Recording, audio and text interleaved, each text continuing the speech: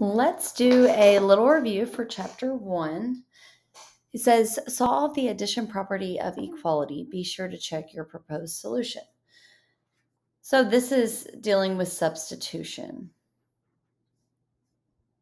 No, it's not. Sorry. It's solving. So in order to solve, what I always teach my students whenever I teach this is you draw a line down your equal sign and you're trying to get x all by itself. So we will have to subtract 1/12 from both sides. Whenever I have 1/12 and I take 1/12 away, they zero out, leaving us with x equals. Whenever I have two fractions on the same side, I am doing a negative 5/6 minus 1/2, and I can use the calculator. Let me clear out what's already in here. Trying to lighten this up a little bit, or maybe darken it up so y'all can actually see. It's hard to see this. Let's see. Alpha y equals, for my fraction, negative 5/6 minus alpha y equals, for my other fraction, 1/12. And that comes out with negative 11/12. And the way that, if you were to do this by hand, we'd have to have a common denominator, so I need to multiply by that by 2 to get that to be 12. So negative 10/12 minus 1/12 is negative 11/12. If you don't have a calculator that can do the fractions like this, then you would just put it in as a divided by like that, using the divide symbol. Minus 1/12. And then you'd hit math, frac, enter, and you still get the same thing. Number 2. Still the same type of problem. You are solving the equation for the variable. I need to get z out by itself, so I need to move this negative 3. I'm going to add 3 to both sides. Whatever I do to one side, I have to do to the other, so that's why I did 3 on both sides. And you can always substitute this back in and see that it does make sense. So negative 3 plus a 45. They're different signs, so you subtract and keep the sign of the larger, so it'll be a positive 42. So our answer is 45. Z is 45.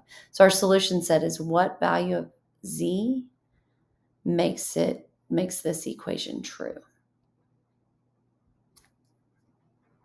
We have 5 minus 6y equals 7 minus 7y.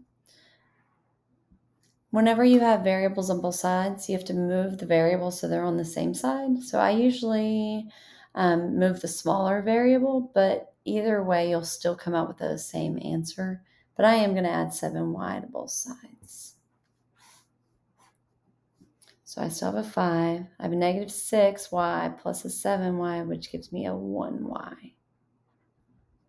Then I need to move this 5 over to the other side, so I need to subtract it.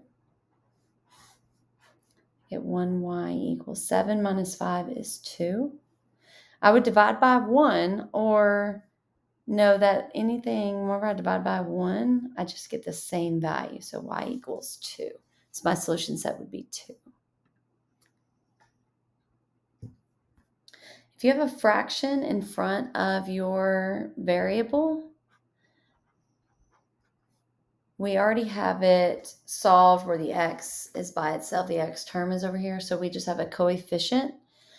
I usually do the reciprocal. A reciprocal is when you flip the numerator and denominator of this fraction. So I'm going to multiply by 7/6. And the reason we do that is because we want to get rid of this. And it'd be 7 times 6 is 42. 6 times 7 is 42. 42 over 42 is 1. So that whole thing cancels. Whatever I do to one side, I have to do to the other. So we could multiply straight across, or like I've said before, you can cross cancel. I know 6 will go into 18, so I'm going to divide both top and bottom by 6. This becomes 1. This becomes 3. So now instead of 18, I'm going to multiply 3 times 7, which gives me 21. 1 times 1 is 1. So my solution is 21. And the way you could check your answer is by substituting it back in. So I would do 6 over 7 times 21, and it comes out to 18. So the value that makes this equation true is 21. If 21 was plugged into this equation, it would come out to be 18.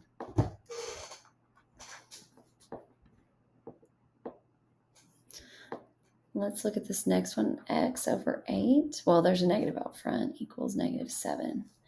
All right, I need to get rid of this 8 right here.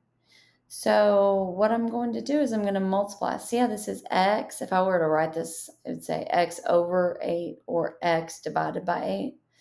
So to solve equations, we are always undoing the previous. So to undo a divided by 8, we would multiply both sides by 8. So the 8s will cancel, and that'll leave us with a negative x equals -56. But I need to get x by itself still, so I need to divide both sides by a -1. Negative divided by negative gives me a positive, so it's a positive 56. Use the FOIL method to find the product. So we can use FOIL, or what I like to do is I like to use the box method because that also helps with factoring polynomials. So I have 6 minus 4. Sorry, it needs to zoom a little bit. There we go. 3x plus 5. So instead of doing FOIL, first, outer, inner, last, you'd multiply first times first, outer times outer, inner times inner, last times last. I like to do a more organized approach. So I do like this. I make a box because there are 2 terms here, 2 terms here. So 2 terms here, 2 terms here. So I'm going to put 6x minus 4 on top and 3x plus 5. See how I didn't put a plus? If it was a negative, I'd put minus or negative right there, but it's not. Now what I'm going to do, it's kind of like science class. If you remember, whenever you do the Punnett square, you multiply row by a column. So I'm going to multiply 6x times a 3x. So multiply 6 times 3 gives me 18. X times x gives me an x squared. And then 3x times a -4. So -4 times 3 is -12. And we just tack on that x. Next one, 5 times 6 is 30. And then we don't have an x times x, so it's just an x. 5 times a -4 is a -20. Whenever you multiply, you look for a way to write this in a simpler form. We could do 18x squared minus 12x plus a 30x minus 20. Or you can look and see, hey, look, these are like terms. So I can combine those. 30x minus 12x actually gives me an 18x. So the solution to this is 18x squared plus 18x minus 20. Because we're able to combine those. You do the same thing on this one. 2 minus 3y, 9 minus 2y. So you'd still do the same thing with your box. Draw a box. Get 2 minus 3y, 9 minus 2y. And then you multiply rows and columns. So 9 times 2 gives us 18. 9 times a -3 gives us -27. And then just tack on that y. 2 times a -2y. 2 times -2 is -4. Tack on that y. -3 times a -2 is a +6. Y times y is y squared. Whenever you rewrite these, you do want to write it in descending order. So this 6y squared will go first. And like the last one, we can combine like terms here because they're both just y's. So a -4 and a -27 gives us a -31y plus 18.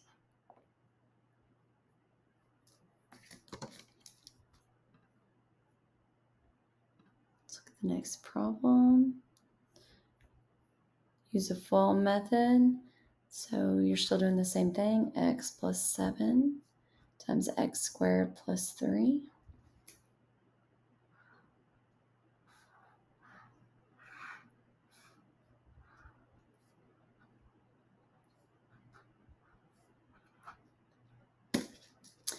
But the only thing different about this is we have an x squared here. Well, whenever you multiply variables that have different or any kind of exponent, you're going to add your exponent. So this is going to be to the third power.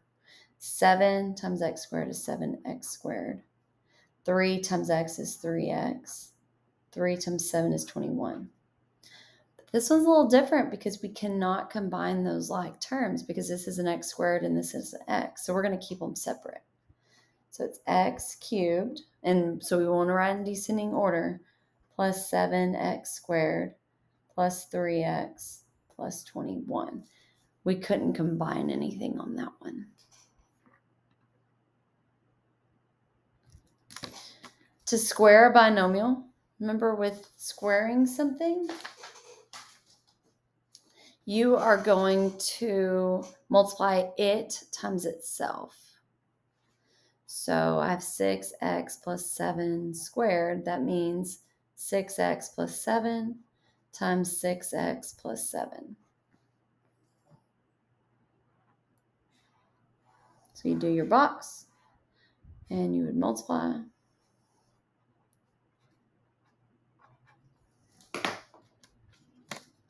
Six x times 6x. 6 times 6 is 36. X times x is x squared. 6x times 7. 6 times 7 is 42. Tack on that x. 6 times 7 is 42. Tack on that x. 7 times 7 is 49. Then we can combine these. See how they're the exact same? So this would be 36x squared plus 42 and 42 make 84x plus 49. There is a shortcut to this whenever you square a binomial. So let's say it's x, I think it's plus b squared. It will be x squared plus 2b plus b squared. So 2 times ab maybe? So it'd be 2 times, oh, there's an a here, sorry. 2ab. And it would be ax squared. There we go. Forgot about that term out front. So 6x squared. Well, 6 squared is 36. X squared is x squared. So 36x squared. The next term is 2 times a times b. So you'd multiply 6 times 7 is 42. Times 2 gives us the 84. Need an x there. AB. 2 times AB times x. And then b squared would be 7 squared, which was 49. This always works, though. So you don't have to memorize a formula. This always works. Whenever there's a subtraction in there, it's a different formula. So you'd have to adjust for that. That's why the box always works. You don't have to remember a formula. Don't have to memorize a formula. Okay, let's see. For 11.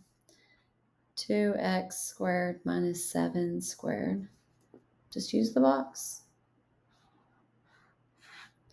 2x squared minus 7. 2x squared minus 7. 2 times 2 is 4. X times x is x to the, or x squared times x squared is x to the 4. Negative 7 times 2 is negative 14. And then we got to tack on that x squared. Negative 7 times 2 is negative 14, x squared. Negative 7 times a negative 7 is a positive 49. Combine these. Get 4x squared minus 28x squared. Oop, that should be a fourth power, sorry. Plus 49.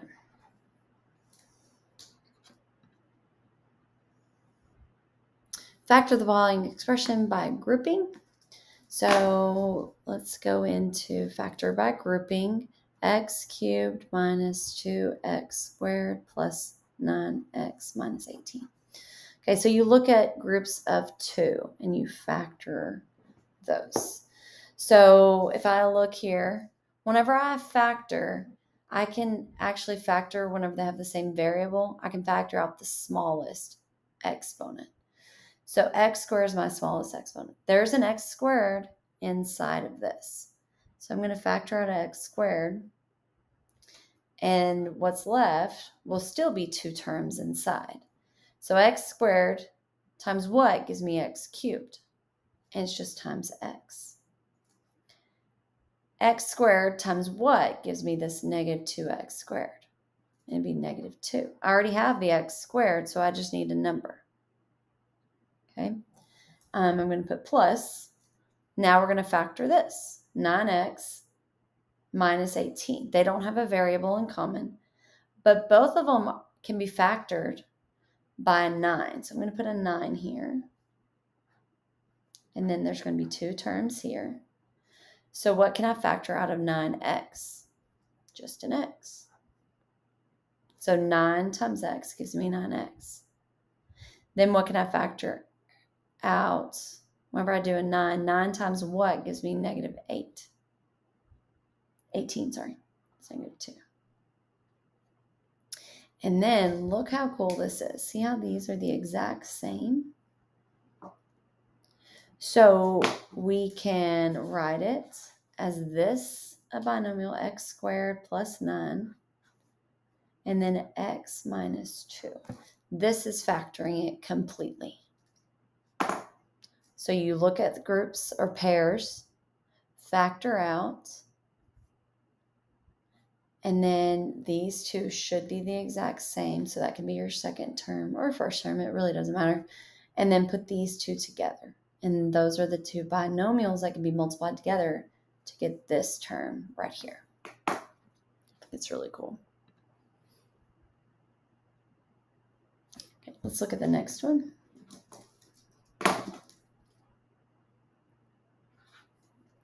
xy plus 4x plus 6y plus 24. So we'll look at this. Look and see what can we factor out. The only thing they have in common is the x. So I need 2 terms on the inside. X times what gives me xy? Times y. X times y gives me xy. X times what gives me 4x? Just be plus 4. X times 4 gives me 4x. So plus, now let's look at this. What can be factored out of 6y and 24? 6 will divide both of these evenly. So put 6. 6 times what gives me 6y? Just y. 6 times y. 6 times what gives me 24? Positive 4. So I'm going to add those 2. And then look, these are the exact same. So our solution, we'll write this as a binomial, x plus 6, and then y plus 4. That would be to factor it by grouping. You can do the next one. Factor the polynomial. So in order to factor, you need to,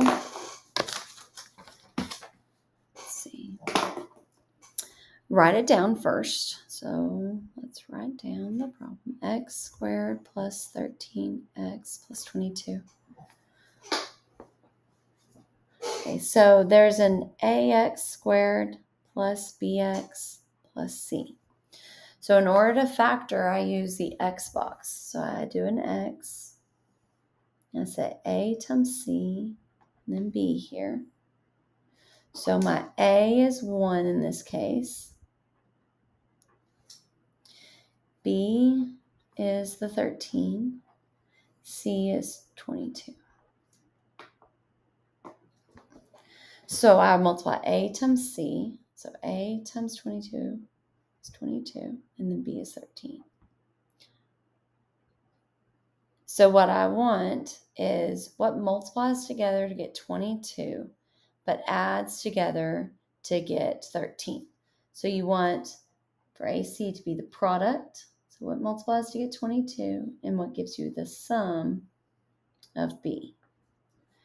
So product of 22, sum of 13. So what times what gives me 21? Well, I know 1 times 22. Sorry, 22, not 21.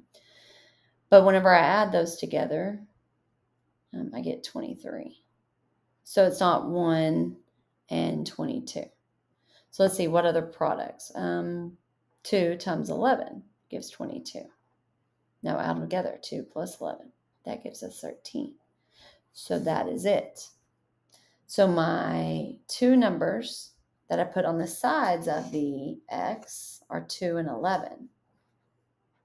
Because what gives you the product of 22? 2 times 11 gives you the product of 22. Add them together. 2 plus 11 gives us 13. So then I can do the box. So I'm doing like a reverse of the box. That whenever I multiplied.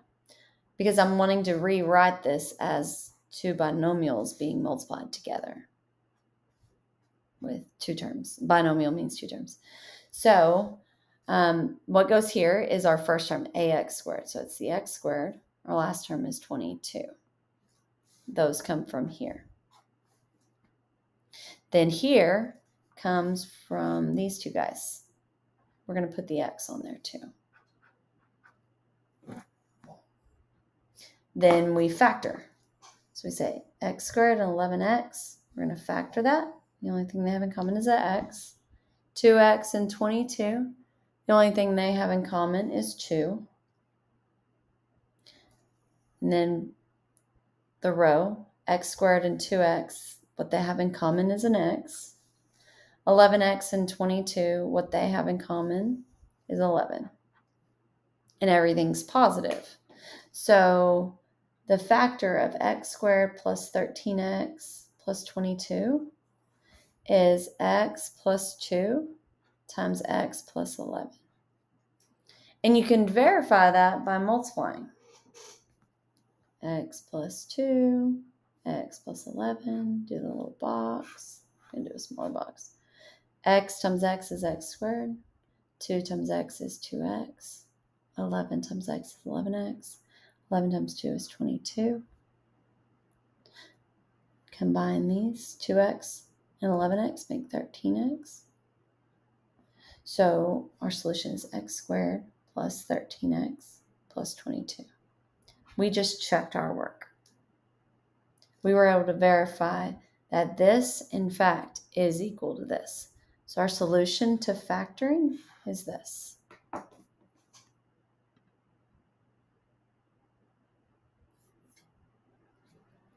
Okay, let's look at the next one. X squared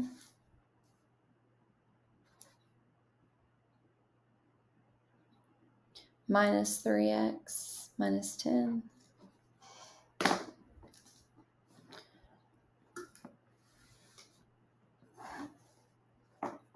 Let me fix this real quick. Okay, there we go. All right, so we want to do the X box. So AC, the A is 1, the B is negative 3, C is negative 10. So we have some negatives here. So AC goes here. So 1 times a negative 10 is a negative 10.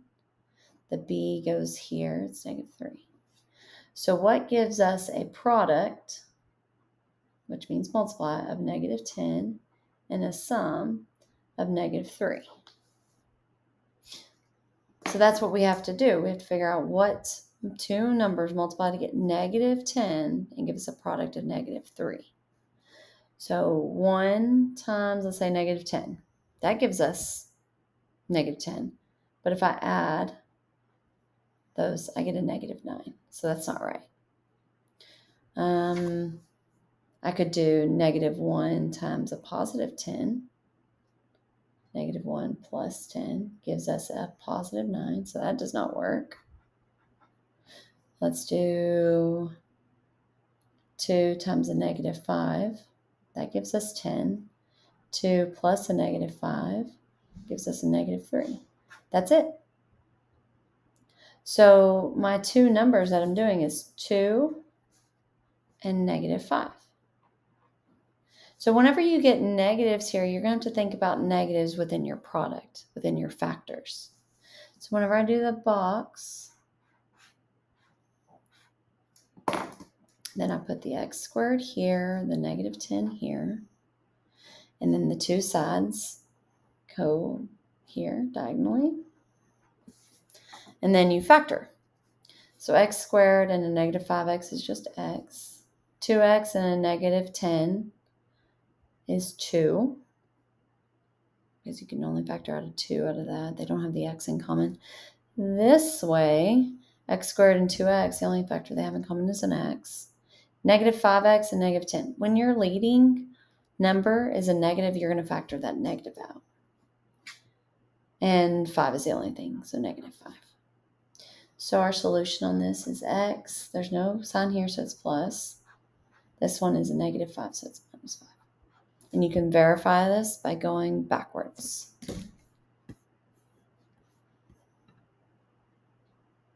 Okay, let's look at the next one. X squared minus 16x plus 63. So again, x, a times c, so a is 1, b is negative 16, and c is 63. So a times c, 1 times 63 is 63. So product of 63, the sum of negative 16. So if you want to write that out, product 63, sum of negative 16. So let's think one, well, they're both going to be negative, right? Because the only way to get a positive product is if the signs are the same. So negative 1 times a negative 63. That would give us a positive 63. Then when I add those together, it's going to give us a negative 64. But that's not what I want. I want a negative 16. So let's think. 2 will not divide this. What about 3? Well, 3 divides 63. So 63 divided by 3 is 21. So let's do negative 3 times a negative 21. That gives us the positive 63. When I add them, gives us a negative 24. So that's not right, but I'm getting closer. 4 will not divide it evenly. 5 will not. 6, no, because 60. Well, 7, 63 divided by 7. Oh yeah, negative 9. So, negative 7 times a negative 9. Negative 7 plus a negative 9 does give us negative 16. That's it. So they're both negative. The only way to get a negative sum but a positive product is for them both to be negative. So we have a negative 7 and a negative 9. So when we do our box, so the first term goes up top corner, bottom corner, and then negative 7x and negative 9x. Then we factor. So the only thing that can go on here is x here. That leading one is negative, so we're going to factor out a negative there. What'll go in there is 7. Factor means what divides each one of those evenly, and it's 7. Here would be x. This is also the leading negative, so negative 9 will divide 63 as well. So x minus 7, x minus 9. And notice that they're the same here. The reason I'm showing you the x box, though, is because where we get to numbers or polynomials that have a number in front of x squared. Like this one. So let's do this one. 2x squared plus 7x minus 4. So the a is 2, the b is 7, c is negative 4. So this is where the x box comes in handy, because we do a times c up top. 2 times a negative 4 is negative 8. B goes down here. So we want to know what the product, or when the product gives us negative 8, but the sum gives us 7. So 1 times a negative 8 gives us a negative 8. But 1 plus a negative 8 gives us negative 7. That is so close. So what's wrong with it? It's that negative. So what if we switch around? So negative 1 times 8. That still gives us negative 8. If we add those, that gives us a positive 7. So that's it. That was not it. That's it. So we'll put negative 1 here, positive 8 here. So now we'll do our box. So this is 2x squared, because that's our first term. Our last term goes here. And then the two diagonals are still these, negative 1x and 8x. So then we factor rows and columns. So 2x squared and 8x has a 2x in common. Negative 1x and negative 4. This is a leading negative, so we're going to do a negative here. They don't have anything in common, so we can just put a 1 there. This direction, only thing they have in common is the x. And then this direction, it's not leading, so it's not going to be a negative. So they both will factor out a 4. So then what you could do is you could double check. 2x times x is 2x squared. Negative 1 times x is negative 1x.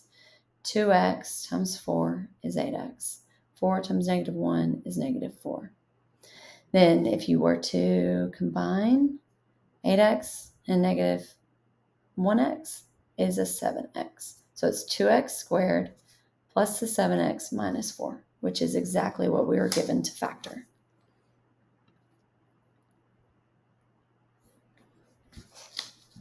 So you'll do the same thing on this problem.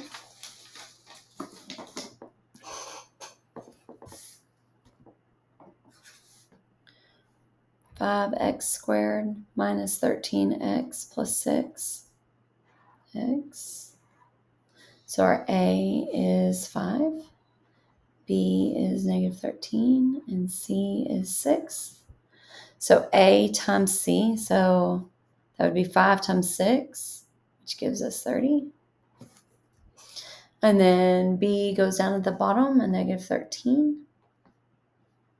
So what gives us a product of AC, which is 30, and a sum of negative 13. So if you want to pause it so you can try to do it on your own, you can.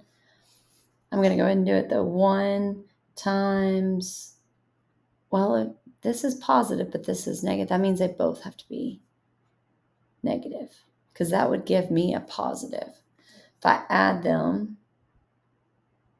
that gives me negative 31. So I know that's not going to work. And I can't change the signs on that. All right, what about negative 2 and negative 15? Because 2 times 15 is 30. Negative 2 times negative 15 is 30. Negative 2 plus a negative 15, it's a negative 17. So neither one of those are right. And negative 3 times a negative 10 gives us a positive 30. Negative 3 plus negative 10 is a negative 13. That is it. So we have negative 3 and negative 10 over here. So when we do our box, it's going to look like this. So our first term is the 5x squared. Our last term is 6. And then the two diagonals are negative 3x because they come from here. Negative 10x. And then we factor. So 5x squared and negative 3x. The only thing they have in common is x. Negative 10x and 6. The only thing they have in common, well, the leading is negative, so I know it's going to be negative. They're both evens. Yep, so it'd have to be 2. This way, 5 will go into both of them, and they both have an x, so it'll be 5x. Here, the leading is a negative, so it's going to be a negative. 3x and 6, they only have the 3 in common. So our solution is x minus 2, 5x minus 3. And you can double check by combining these. Get negative 13x, 5x squared minus 13x plus 6, which is what it is. This is our factoring. Okay, if it doesn't work, then it could be considered prime. If you're not able to find anything that works, then it is considered prime. Let's do this next one.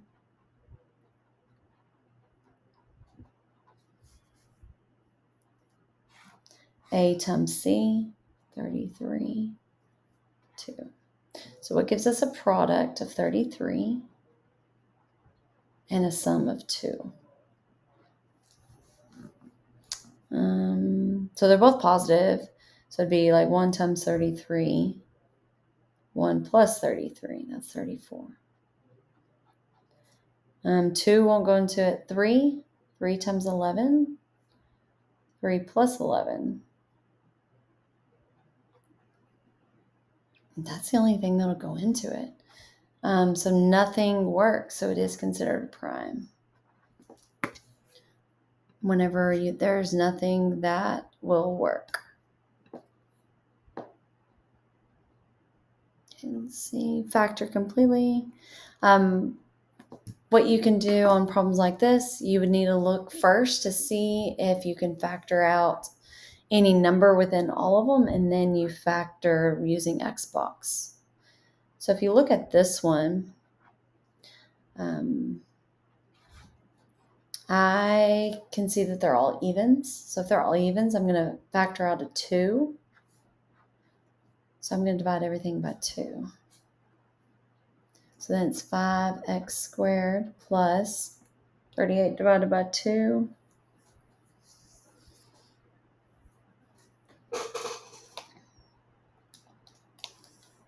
And it's 19 minus 4. So once you have this, then you do your Xbox. Okay?